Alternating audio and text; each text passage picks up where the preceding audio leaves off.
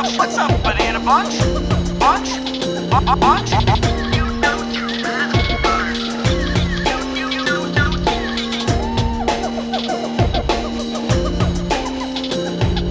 Welcome to the Jungle Gyms podcast.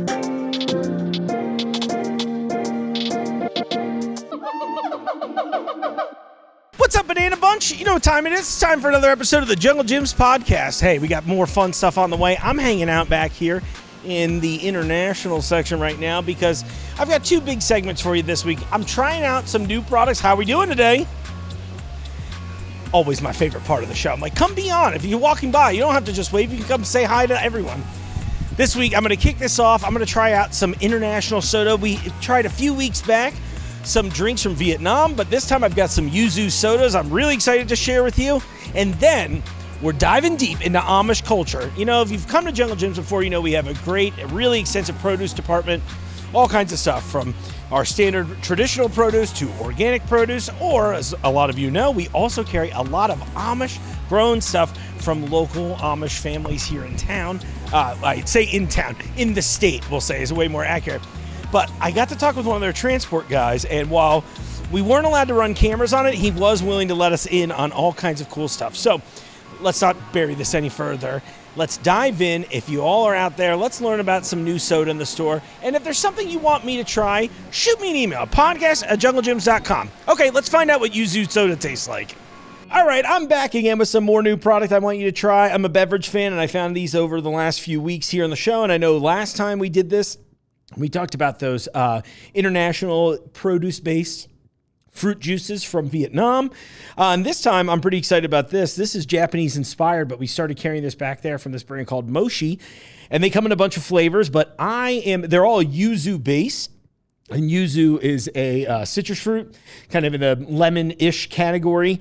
And if you're like me and the loved ones in my life, we have taken a liking to these yuzu cakes we carry. I'll put those on the show soon too. But I saw these new drinks come in and I was really excited about it because they're definitely carbonated. I was curious about that with the last ones, but these are definitely carbonated. Really simple lineup on both of these. I'll show you all the video if you want to take a look at the bottles themselves. But they've got carbonated water, organic cane sugar, 100% yuzu juice, organic yuzu flavor. And then the second flavor here, I have one is the sparkling yuzu original, and the other one is the white peach, as you can see. The only extra thing here is that the peach one gets some white peach juice concentrate. I love the labeling. Moshi. Pretty sure Moshi means hello in Japanese. We're learning slowly. I have a very wonderful teacher. She'll appreciate this. But no, going through this, I've been hot on this. And what I thought was interesting is if you look at it, there's like almost sort of some sediment and weirdness on there. And conveniently, as I was noticing this before I put it on camera, there's a little thing on the label here that says, don't worry, that's just natural yuzu oil on top. So I'm pretty excited about this. We're going to try both flavors.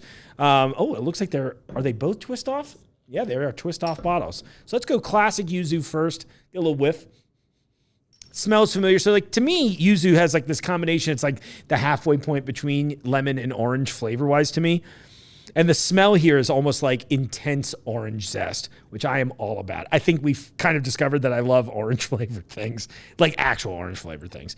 Again, I know I mentioned there, it's a little high in sugar, but it is, just take it in moderation. So let's try this one first. Let's get some notes.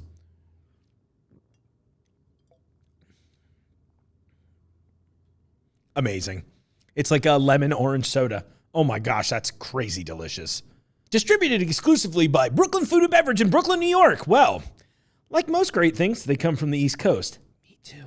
The problem with this segment is I always want to just drink the whole thing in front of you, but the truth is I either put some of it in the fridge if it's very, very sweet, or I wait till the camera stops rolling and then I drink the rest of it. Highly recommend the original. And there is, by the way, if this is too sweet, they also have an unsweetened in the original, which sounded to me a little more in the like seltzer lane. But I was curious about the combo of the yuzu and the white peach. And again, like I said, there are other flavors out there, so come in and try them. And if you do, we can come toast bottles together. So you get a lot of the same smell on the yuzu white peach one. Maybe a slight sweeter to the nose, but for the most part, I'm mostly getting the yuzu smell. So let's go with the peach. Let's see how that tastes.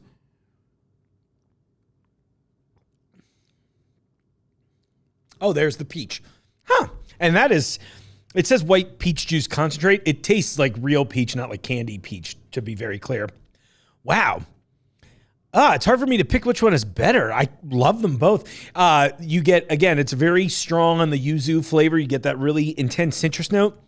And then that kind of sweet peach, almost like floral. There's a slight floral thing in peach, right? Am I crazy? Or at least that's the way I'm deciding to describe it. You get a slight note of that as you sip through it. So it kind of comes in on like the second half. I love when drinks and foods change as you're tasting them. It's really kind of fun. Yeah. And funny enough, looking at both bottles, they have the exact same sugar content, but in a weird way, I could be crazy, but the peach actually tastes a little less sweet. Oh, here's one cute note on the side. To properly experience these beverages, you should know this. Yuzu is a prized citrus native to East Asia that's known for its incredible fragrance and aroma. Made with 100% yuzu juice straight from Kochi, Japan, this sweet and tart drink will surely delight your taste buds. Enjoy, and then it does recommend, refrigerating it after opening and to swirl gently, as I believe I did too. My move usually with any carbonated beverage like this, I also recommend it if you're like a sour smoothie style beer drinker. I usually just do a very slow turn upside down, let it sit for a minute that way, and then turn back. That tends to do the job too. Swirling is probably fine. You can actually see, and again, if you are looking at the drink, it's hard to see here. And even if I close up, it's very hard to see. I really got to get my face in there. You'll see some sediment in there, but that's just part of the fruit that they're putting in there. It's actual natural yuzu. So good stuff. Come in and try this Moshi. If you want to be friends, hit me up on social. This is delicious, and I would love to fill my fridge with it. Thanks. This is all of you have to watch me pitching brands now. All right, on to the next segment.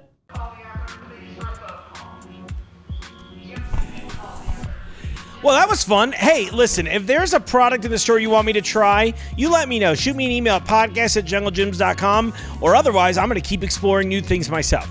So, hey, I wanted to give you all a heads up here. If you're listening to the audio-only version of the show, very cool of you. If you're watching the video version of the show, I thought I would let you know, just a quick heads up, due to the nature of the Amish and Mennonite communities and their belief system, there is no video on this segment of the show today. So you'll see our little trippy animation here for the first time in a while, but I wanted to let you know if you're watching along. This is really cool. You don't get this kind of access normally. You can imagine it was a cool opportunity for me, and thank you so much to AJ and Mark and Produce for making this happen. We do all kinds of cool stuff with Amish produce here, and I thought it was interesting and a cool opportunity for me to peel back the curtain on that. So let's just move right into the studio now, audio-only style, with AJ and Mark from Produce, as well as our guy Elvin, who is transporting Amish produce for us. Well, everyone listening, this is a fun bit. So there's no video for this section today, although I probably will have Creative draw me a nice little photo of what I can read. I'll do like a court reporting drawing. I'll be like, this is what it looked like. He was wearing a red shirt. Just so we have something on the YouTube side of things. But anyway, this is a really cool opportunity. So first off, AJ, returning a friend of the show. Yes. Welcome, AJ. Yep. That's it? Just yes? It. No, I'm tired. Cool. Thanks for your time. Awesome. And Mark, this is your first time joining us. First time. If you'd be so kind, what is your role here at Jungle Gyms? I am a produce buyer myself, and work with AJ, and we complete the whole produce department. I love it. That's super cool. Well, thanks for joining us too. And the real prize today, Elvin, tell me, what do you do for us here at Jungle? Well, what I do is I transport the local Amish-grown produce here. I have a semi, and I go out to the local auctions and do the transportation and bring the product here. That's amazing. How long have you been doing that?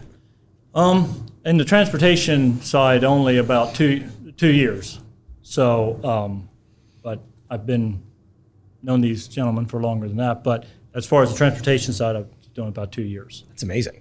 So, leading up to this, AJ was dropping some fun facts for me. So I didn't realize this, that it was 50% of Ohio is all can you give me the facts? Well, the number one produce agriculture item in Ohio is actually soybeans. Oh, okay. And we were like, do Amish grow soybeans? Like, some of them do, but we've never seen that though. No, not as much. Now they do, but not in the volume. Okay. Not in the commercial side of it. Sure. They might have some for their own animal use or whatever, but not at the commercial side and shipping it out into, maybe, of course, no, not in Ohio, no. Is it because like the agriculture side, the commercial side in Ohio is so strong where like the Amish can make more use out of tomatoes, I would peppers, say and so. Yes, that's correct. So then that would lead me to that question, which is, what are some of the most popular, most commonly grown things that you all tend to grow?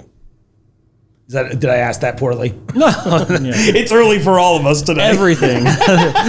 Yeah, is there like a major export that I should be considering as far as like what we get from the Amish community? You mean the product Yes, sir. in general of the produce? Yeah.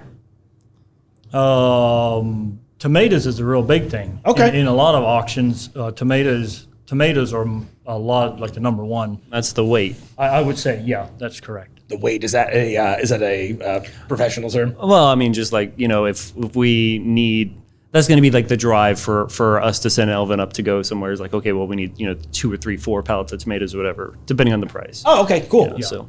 And those tomatoes are great too. We used some in a salsa recipe last week. Oh, nice. A few of the heirlooms, a few of the Amish tomatoes. So thank you very much. I'd like to thank you for making it easy for me to make delicious salsa on the show. Another fun fact I heard before, obviously, that you were dropping on me, was that I didn't realize this, but we have probably one of the largest Amish communities in the state of Ohio. Is that correct too? Does that feel correct?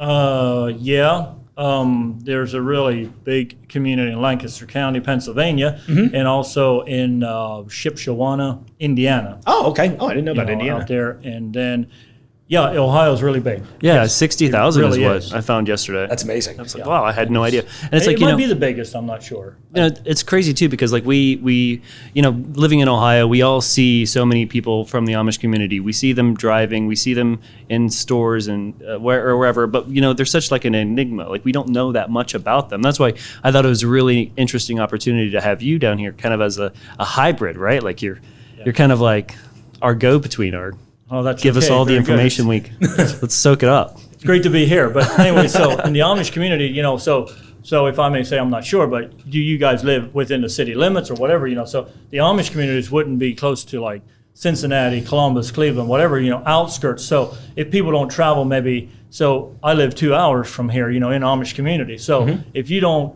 like leave the cities for like hour or two, outskirts of it, they don't tend to go close to the cities because of more traffic for, their horse and buggies, especially the Amish that drive horse and buggies, Right. For that type. So they would stay away from the cities more often. So maybe you wouldn't see as much of the Amish as you do as if like you and Mark go to that auction, then all of a sudden you come into that Amish community and you see all these Amish. If you come here, you don't see the Amish on the road. Right. You might see them in the stores, but Right. they hire a driver to come here to do the shopping. Yeah, gotcha. That makes a ton of sense. So another question: do the Amish people do they like to play volleyball? The youth, yes, they play volleyball. They do play volleyball. Yes. So I've always wondered that. Yes, That is true. they do. Now they wouldn't have competitive. They wouldn't go out and do competitive tournaments or whatever. But amongst the youth on a weekend, Saturday afternoon or Sunday afternoon, Sunday evening, whatever, they would get together and they would. There might be 50, 60 youth. They'd team up and have 3 or 4 volleyball nets up, whatever, and they kind of pick and choose, or maybe they all stand in a line, 1, 2, 1, 2, or if they have 4 teams, Sure. they might go 1, 2, 3, 4, 1, 2, 3, 4, then all the 1s go here, all the 2s go there, all the 3s go there, and then they play amongst themselves. Do they use a regular volleyball? Like, Yes. do they? They do. So we should give some volleyballs to him to bring back to his community. I'm into that. And I'm sorry because I giggled when you went to ask the question, but I was like, is that something that I missed in my research, or is this a little AJ knowledge? No. I've heard Never knew that. that either. I've heard that in the well, past. I know that. There is a lot of different rules in the different sects, whatever. They're all the Sure. same.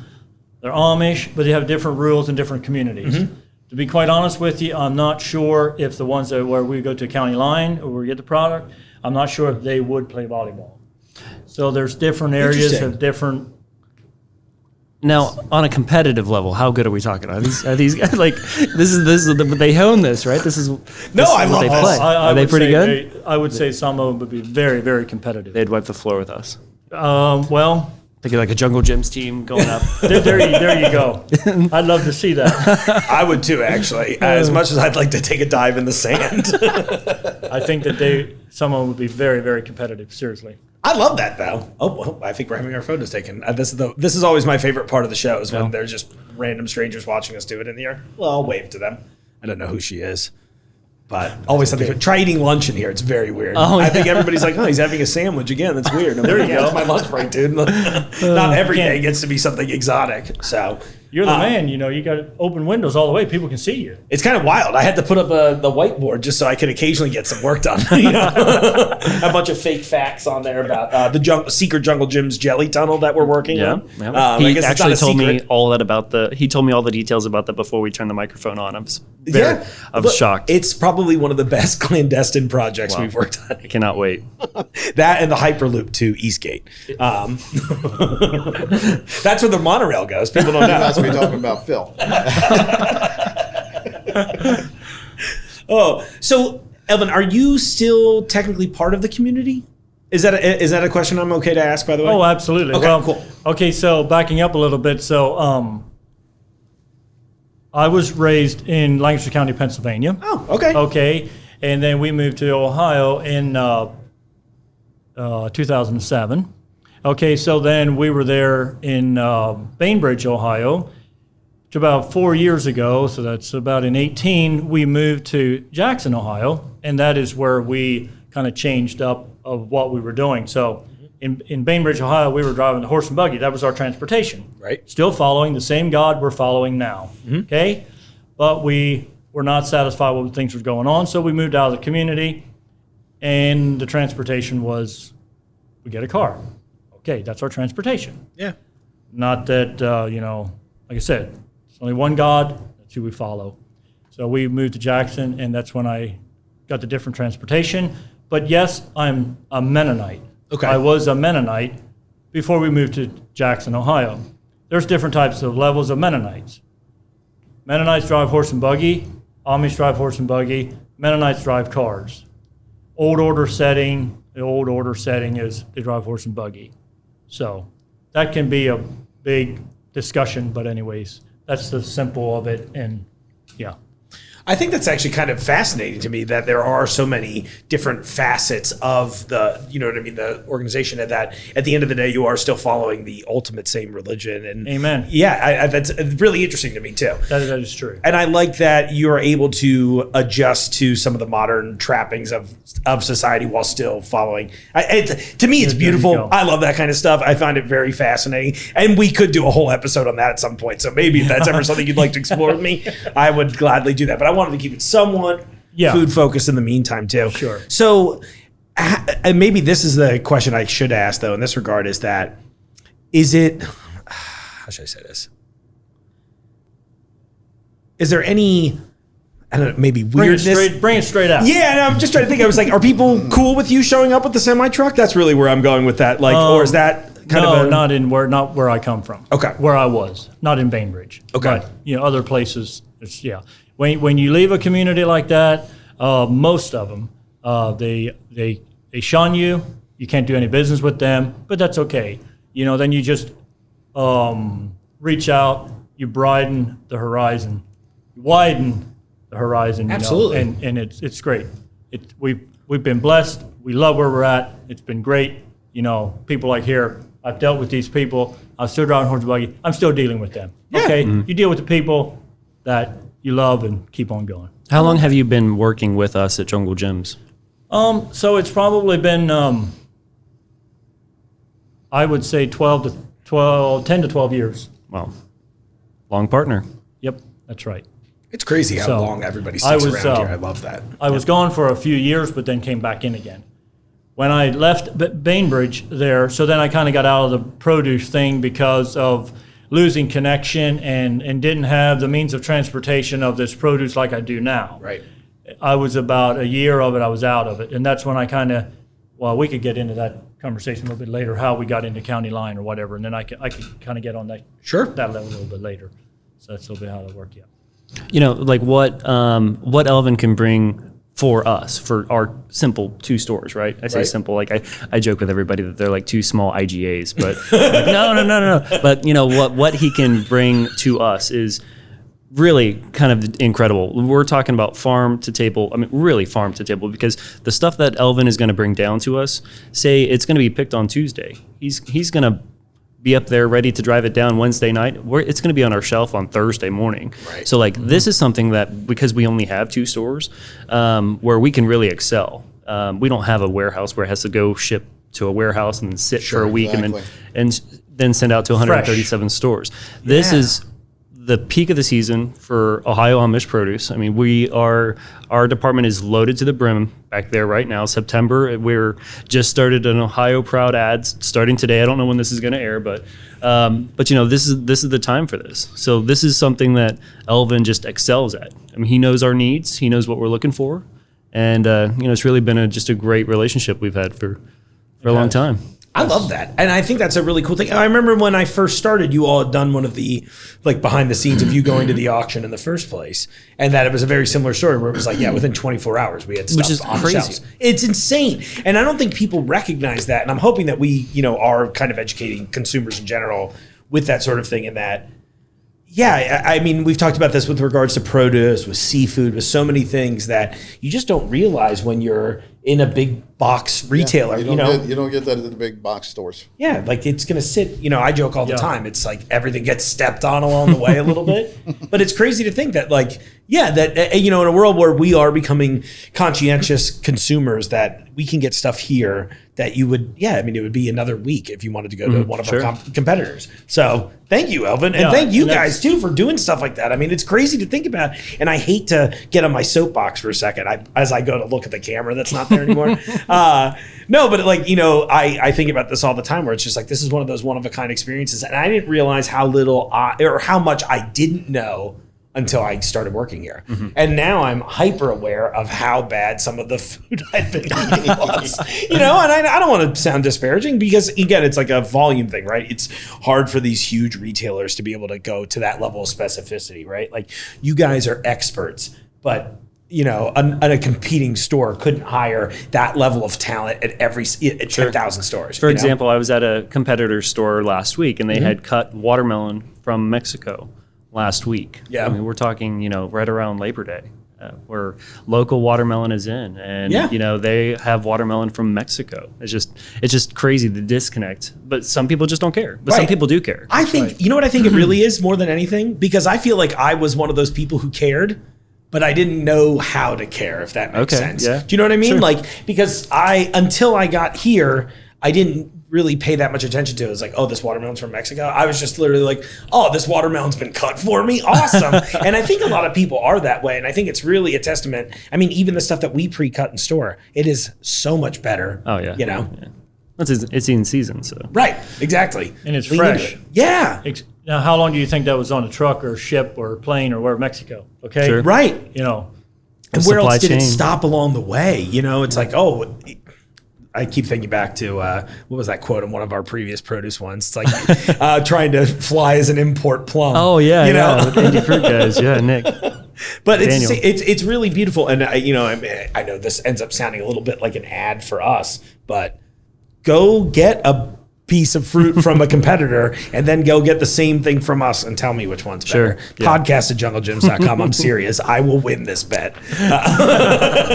The only other thing, what I really wanted to touch on too is if anybody has been to the Fairfield location right now, and we're sending stuff over to the Eastgate location as well, but our fall harvest selection that we are getting right now from this auction that we're going through, you're hauling all this stuff for us.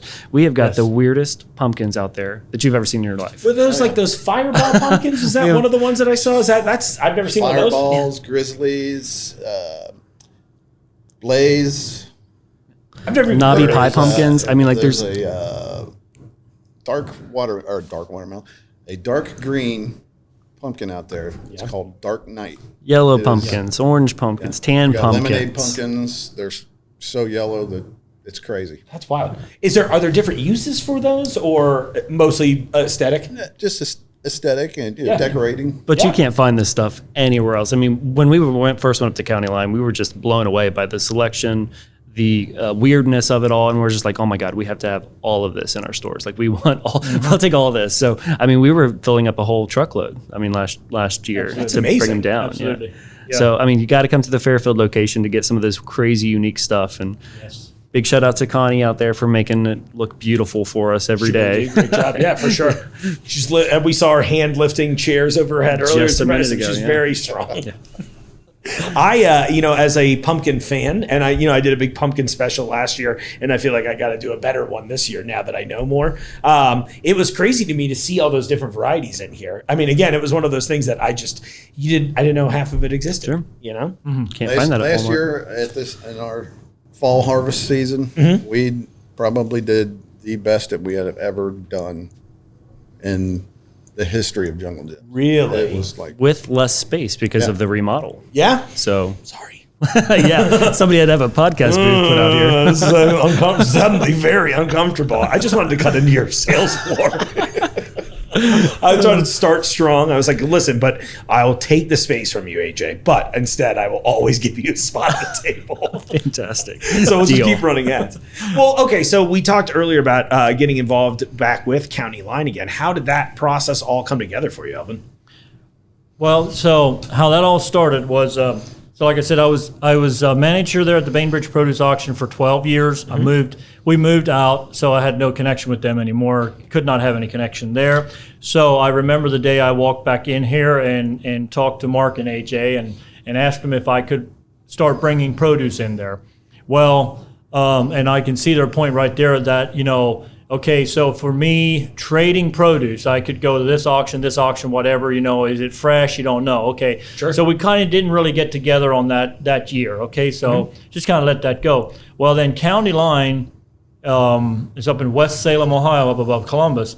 So because I was in the produce world and I get to see the manager always in January, there's always a show that we go to. So they sat down with me one day and they asked if I could bring buyers into their place, people that I would know in the southern end of the state, sorry.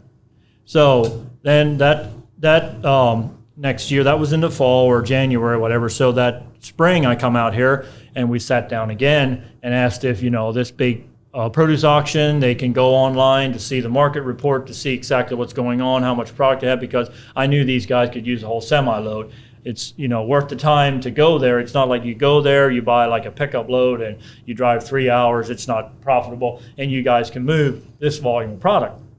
So AJ and Mark were interested in this. And so I got the manager and their assistant manager. We come down, we sat together and had this little powwow. And that's kind of where it started. So from there on, I started going up there and buying, and Mark came up there, and which is working out really good this year. Mark is coming up every week for AJ because they know exactly what they can buy, what they need. It's so much they have to relate to me, and then I need to relate back to them. Okay, we don't have enough of product of this, this kind, that kind. Mark is there looking at it, knows exactly what he needs and can buy, and I do the transportation. And so that's kind of how it worked, and I think it's been working great. They have been very happy with Jungle coming up there and buying this product. That's so cool. And they can see where it's coming right off the farm. The Amish bring it in there with the horse and buggy and the wagon. They put it on the floor. We go through there. We buy it, put it on the truck. We get late nights, but hey, it's working.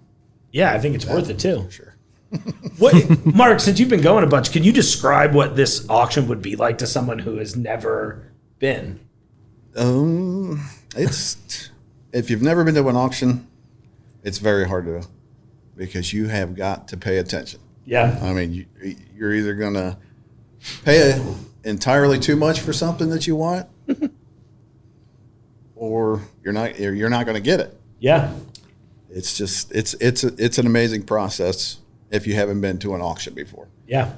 They start and it is off to the races. And we're not the biggest people up there. Oh, no. I mean, there's bigger players in the game that are, filling up more than Starting to get hit somebody to else. this. You're one of the top, though. We're one of the top. They really are. Sure. But this is how it works. So you come in there. So they have rows of product. They have pallets of product. Tomatoes, peppers, zucchini, yellow squash, cucumber, whatever. So they come along there. They might have you can take up to 5 pallets of tomatoes. Oh, excuse me.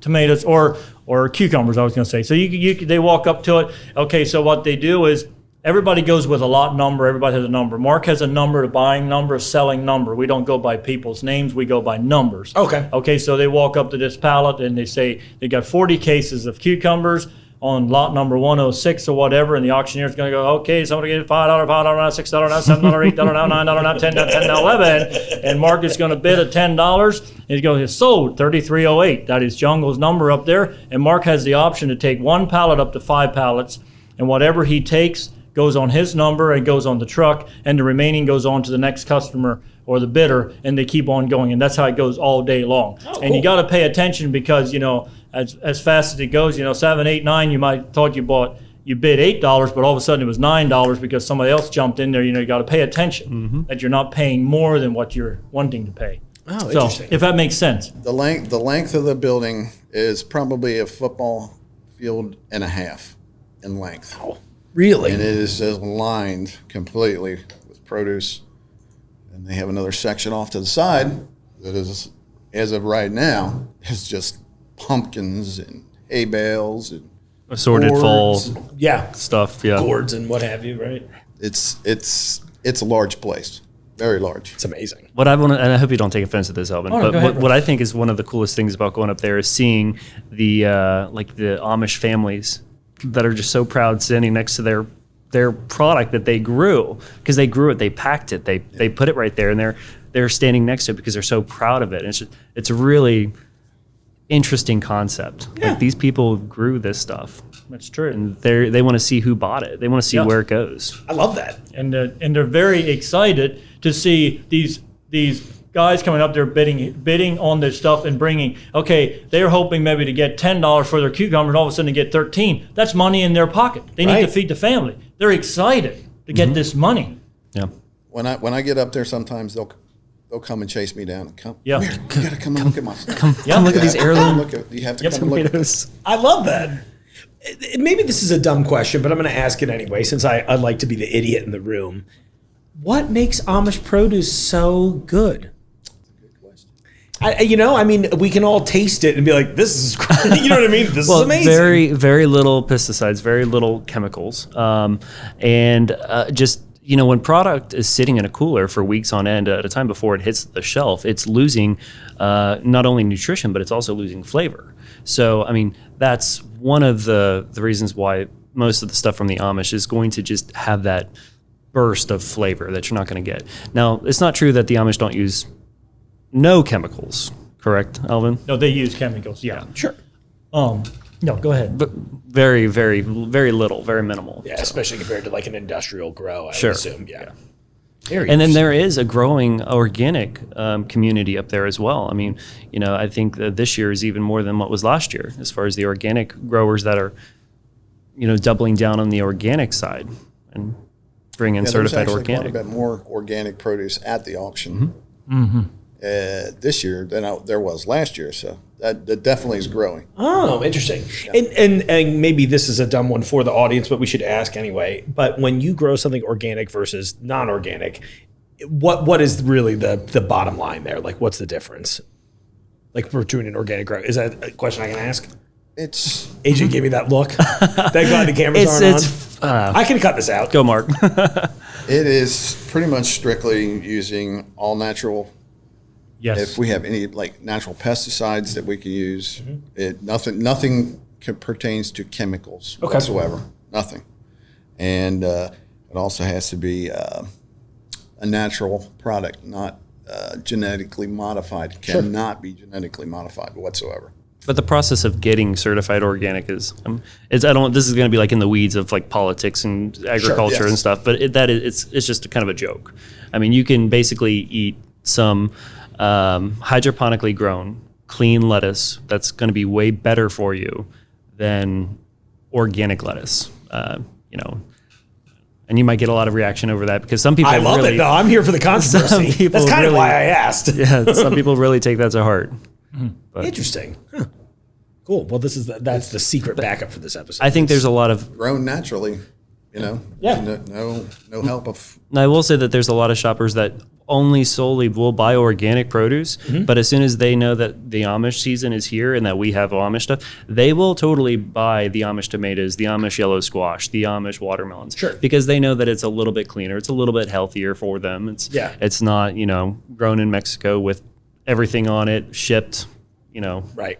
over here. So there's definitely crossover with that market. Love it. We definitely love supporting the Amish community. I mean, it definitely helps them out for sure. And, we're all for it. I mean, and as one of the eaters of the produce, I'm here for it too. Everything tastes a lot better now that I'm up here. I mean, no joke. And they tell me to be honest on here, so I always try to be honest with that stuff. But for real, I mean, it is amazing the quality difference. So thanks everybody for being a big part of that. One of the nice things about County Line too is there's a lot of auctions that are closer to us, right? But they don't have the selection. They don't have the quality of County Line. And we do buy from a lot of those closer auctions. I mean, logistically, it just makes sense for us to buy from an auction that's, 45 minutes away instead of, 3 hours and 45 minutes away. I believe there's 73 different families spread over 3 counties Wow. At County Line, yeah. to go to this So auction. it makes sense that there's such scale too. Yeah. Have you all, this is a silly question. I'm saying that before every question I ask, just to cover myself. Do you either of you, Mark and AJ, do you either of you have a favorite type of product that you often get there more often than anything else? I know we talked a little bit about the tomatoes. So I thought that might fall in there, but Mark likes to buy tomatoes and peppers and everything by the pallet. But for me, the fun stuff when I go up there is like the odds and ends stuff that they have. I got into a bidding war with the guy from Heinen's, I think it was, over purple kohlrabi. Oh, yeah. And that it was sounds like, fun. I've never seen this before. Yeah. It was only like, a half peck, 8 pounds. And I think we went up to like $45 for this because I wanted it and I lost it. I didn't get it. Yeah. But like they have, purple hull beans, wax beans. They've got Concord grapes. They've got different varieties of Concord grapes. They've got so many unique stuff up there that's not by the pallet per se, but like we just, love to have all that selection and variety in our stores. Yeah, and a little exclusivity is always cool too. Sure, Like, hey, nobody we've else got a little has bit of this. this. You've never tried it? Come in here. I mean, and I think that's kind of why our customers come to Jungle Gyms in the first place, to be honest with you, try little fun things like that. Oh, see, now I've been wanting to check out one of these auctions since I found out that we went to them. And I was like, I will be very quiet. And I will dress very conservatively. I was like, I'm full of respect for what you do. Won't believe that when I see it. Yeah, I have a few. I think the diet I'm on right now is wearing black. So I'll be respectful. I can give you some clothes. That would be awesome. Yeah. Hey, listen, I would love to. It's just, it sounds like such an interesting experience anyway, especially for, and I'm here trying to be the gateway for people to try new things and learn about new things and explore new cultures. And this is a culture that's really close to ours, physically speaking. I mean, there's a lot of this community. It's funny you mentioned Lancaster County. I actually spent some time there myself years back. And that was kind of my first real exposure to the community. So it's fun to me that we get to do business with you all and get to see this side of the world. And I mean, look, that's what the show's all about, right? Breaking the food chain one way or another. Yeah. Well, and coming back a little bit on this, what they really, that community there really appreciates having new buyers coming in like Jungles here and supporting their auctions, supporting their families. Yeah. That community there, they do not go and have jobs like in outside their community. Most of it is all in their community. It's just kind of their beliefs, whatever. Sure. They work on the farm. So what they do is they do produce. Some of these auctions, it's probably the biggest auction in Ohio. Oh, wow. County Line is. I believe it is. Okay, so because their community is focused on farming, having the families at home working together. Some of these other communities are more, they're carpenters, they go out and work in shops or whatever. They don't do that. It's kind of their belief that they stay at home on the farm. Yeah. And then they reach out to do more of those little different kinds of produce, like the big selection, like AJ was saying. You find more selection there than any other auction that I know of. Okay, so they just like, we talked earlier about they stand there, they're watching their products sell. They love this, they get extra money in their pocket, to feed the family. Yeah. And also that's a little different, touching on the different, why Amish produce is a little better. Mm-hmm.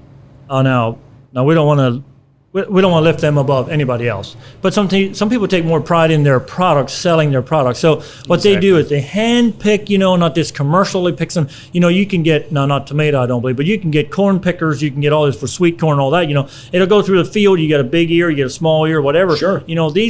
These people go out into their fields, they pick what is ripe, it's not overripe, and then they take it into the farm and they pack it in different sizes, especially tomatoes. You get a bigger tomato, smaller tomato. They're all the same in a box. You buy sometimes this on commercial market, whatever. There's a big one and a small one all in one box because they don't want to take this extra time because they're paying these people, right. money. And these Amish farms, they don't care because they're the family. They're all in it together. Right. If I'm making sense. Yeah. I would say that's maybe what stands out a little bit more. Picked with pride. Yeah.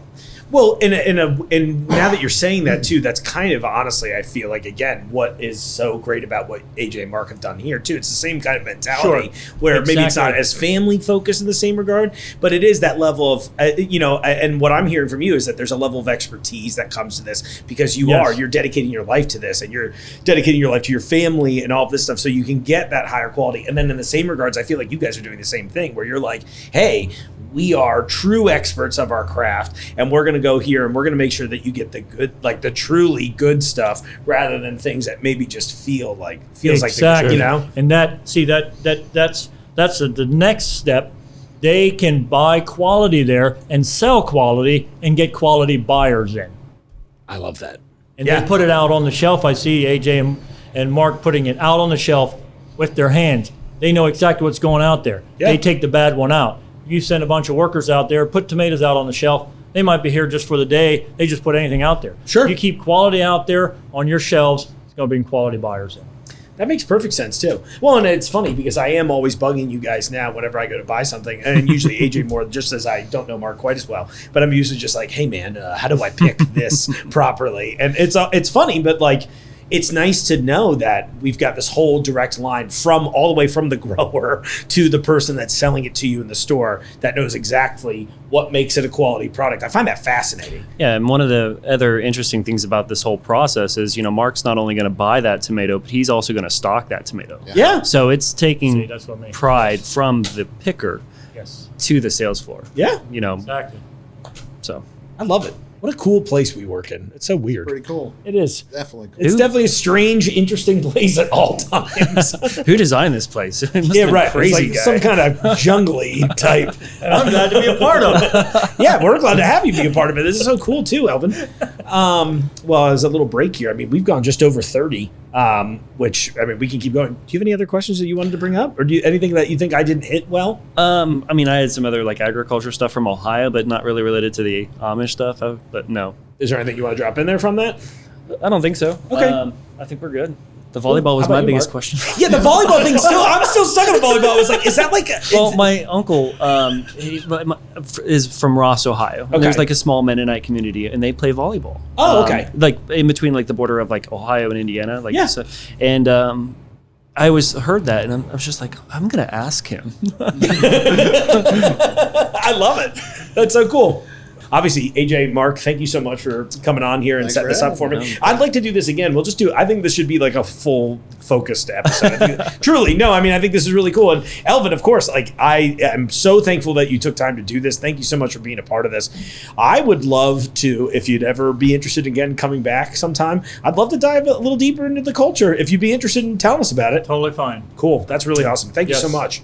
Elvin, Thanks for thank you having so me. much. Yeah. Everything Thank you do you, for Elvin. us. Yeah, appreciate all the Welcome. picking. Yeah. We couldn't do this without Great you. time. Thank you all so much for coming out. I hope everybody that was listening learned a ton. I know I did. It was really fun. I am still surprised that volleyball is such an important portion of the discussion, but I hope you laughed as much as I did, both now and in the interview. Well, as always, is the end of the show. Your favorite part, maybe, when I go away. Thank you all so much for listening. Thanks for watching the show on YouTube and giving us support there. We really appreciate it.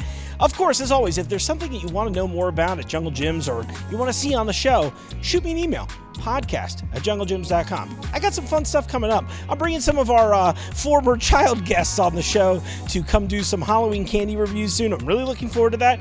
And I would love to get some of you out there to come in and try the one chip challenge with me. I think that could be a lot of fun too. All right, everyone. In the meantime, I'll see you out there in the aisles. The Jungle Gyms podcast is recorded in the WJJI studio inside Jungle Gyms International Market in Fairfield, Ohio. The Jungle Gyms podcast is produced and hosted by Mark Borison.